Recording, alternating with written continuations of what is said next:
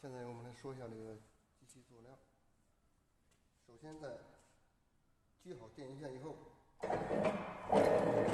保证机器运转正常，正转。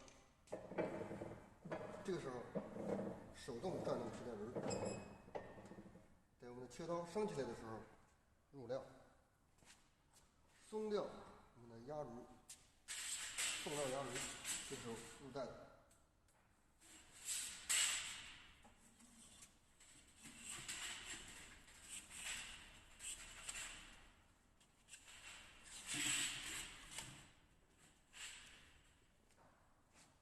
把我们袋子送到线位以后，可以手动转动皮带轮，切刀压下来。这个时候上紧送料压轮，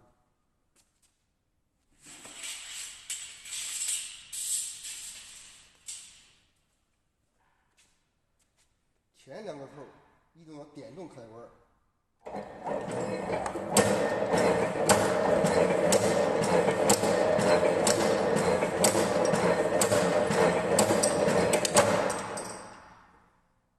正常以后可以连续做。